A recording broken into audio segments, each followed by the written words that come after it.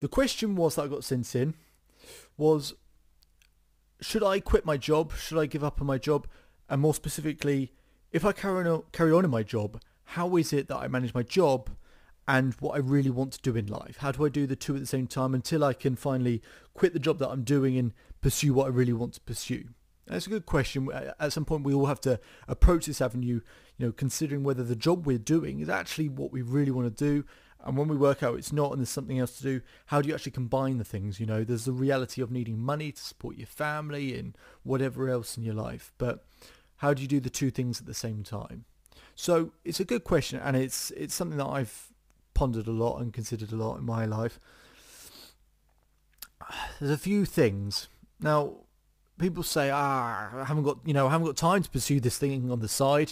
I've got my job, it's 9 to 5, and I haven't got time to do this. I'm tired when I get home and whatever. I say to them, okay, well, what did you do at the weekend? Oh, I watched seasons 1 to 5 of Game of Thrones. Like, what are you doing? I mean, I don't know. I don't watch Game of Thrones, so I don't know how many hours that is, but obviously there's an incredible amount of hours in there that could be spent doing what you really need to do. The point is not whether you got time, it's whether it's important to you. More importantly, it's whether it's a must for you. Okay, if I said to you, you know what? If you come and meet me at 3 in the morning, I'll give you £5 million. Guess where you'd be? You'd be there with me at 3 in the morning. Why? Because that would feel like a must. That would feel essential. So there's no such thing as procrastination. It's about actually pursuing the things that are a must, not just things that you want, that you would like, that's a must for you. To actually make those changes. Otherwise, honestly, don't bother. Just do not bother. You have to do the things in life which are a must, which in your heart you cannot live without. I'll give you a story, I'll give you an example. There's a woman who wrote into me on Instagram a little while back. She said that she wanted to lose some weight. And I said, okay, why is that? She said, I want to lose weight because I want to feel better. I want to lose weight because I want people to respect me more. I want to lose weight because, I want to enjoy things more and, my weight gets in the way. I said, that's great. So why haven't you done it? And she said, I haven't done it. I just can't stick with a training program. I can't find the right tactics, the right strategies. I can't find the right nutrition, the right diet. Now, something like weight loss. I mean, you could Google that, right? I said, have you tried everything? Yeah, I've tried everything. Okay, name them. Okay, I've tried these 5 things. Okay, name them. Okay, maybe I tried this one thing ever and it didn't work, so you just gave up. It's never the technique or the strategy that's the problem. Whether you're trying to set up a business or whatever, it's never the strategy that's the problem. It's the mindset of it. And you can Google the answers to every single question that you need, but the mentality of it is so important. And people just want to know the skills, and I can get it. It's the process that helps you get there. But as you sort of move further and further up the ladder, you realize that it's how you approach things. Because you can go find the answers, but if you're not in the right state, you don't know and you don't feel like finding the answers. You feel like it's impossible, it's difficult. I said to her, the reason you've not lost weight is because you're telling me why you want to lose weight. I said to her, why is it a must for you to lose weight? She said, it's a must for me to lose weight because I want my husband to look at me better. No, not want. Why is it a must? She stopped. She said, I'm going to need to think about this. Can I come back to you in 3 days' time? I said, yeah, take your time. 3 days' time. She has to think about it. And 3 days later, she says she would do. She comes back. She goes, David, I think I've sorted it. I think I've solved the issue. I said, okay, why must you lose weight? She said, I must lose weight because otherwise I will not see my children graduate in 2 years' time.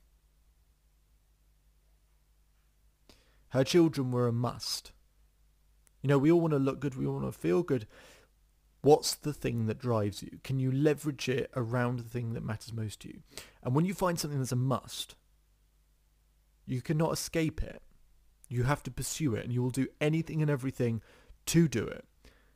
So when you're trying to hustle on the side, it's got to be a must. It can't be I want to do it. It has to be a must. You must do it. Because it will get tough, it will get difficult. You'll feel tired, you'll feel challenged. There are 24 hours in a day, so there's never an excuse in terms of I don't have enough time, but are you willing to use the hours? That's really the question for you. Is it a must? And it might be a sad realization for some of you that you only simply want it. But if you know why it's a must for you, and remind yourself of that every single day, then that all of a sudden you'll find the time. You'll find the solutions, you'll find the money, and you'll find the life that you're looking for, that level of freedom. And the other aspect of it is this, and it's going to sound weird because you're listening to me on a podcast and I'm trying to give you suggestions and feedback. And I want to tell you one more story. And when I was growing up, I was okay at maths, but I got to a certain age where about 16 and I was really, really struggling with it. And my dad would just have to help me with my homework every single week. We'd sit down and I said, Dad, look, I don't know what it is, how to do it. What do you think the answer is? He looked at me and he said, David, what do you think the answer is? I said, I can't work it out. We could spend our time here, but I can't work it out. I know you know the answer. Can you just tell me what the answer is, and we'll work backwards. We'll work it out from there. He says, no. David, what do you think the answer is? We would sit at that dinner table for another 3 or 4 hours. He knew the answer, but he wouldn't tell me. And this happened over and over again, week after week, 3 or 4 hours. I wanted to go to bed and I was tired, half asleep.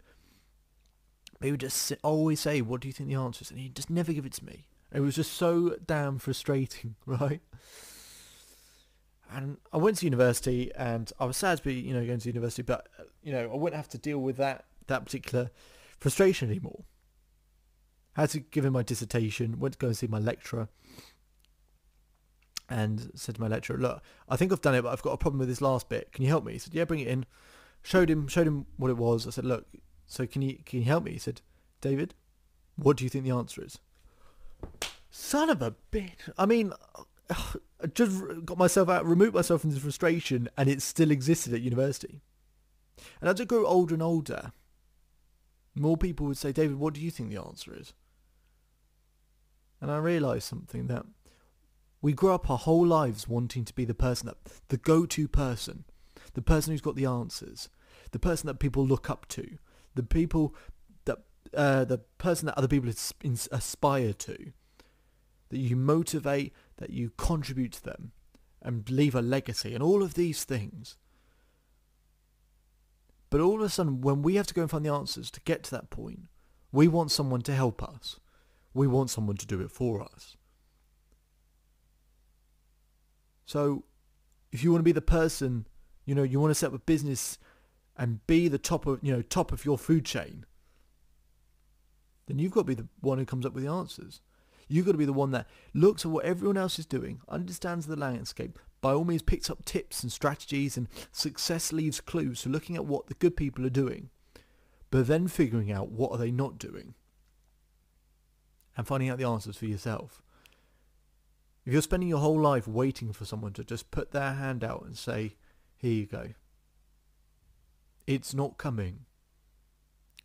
And again, it might be a sad realization, but actually when you move past how sad it is and actually realize how amazing it is that you are in control of your life, and how much better you'll feel that if you came up with the answers, no one else did it for you, that you came up with the answers.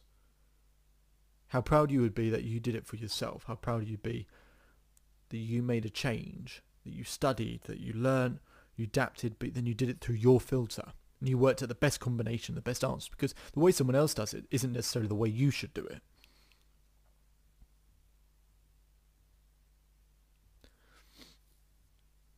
You have to find the answers for yourself. So I'd listen to this podcast, but by all means, you have to find the answers for yourself. Or by all means, this might be the last podcast you ever listen to from me. And if that's it, then I can understand that, because you have to find the answer.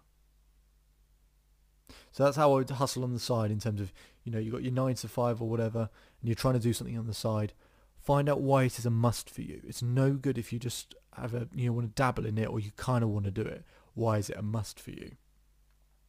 All of a sudden, you'll start to better utilize your time. You'll start to find more time. You'll stop wasting your time doing other stuff that isn't a must for you, but just gives you a short-term satisfaction.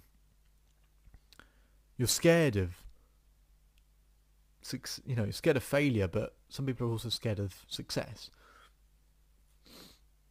To put yourself out there, to be who you really are, to get critiqued, but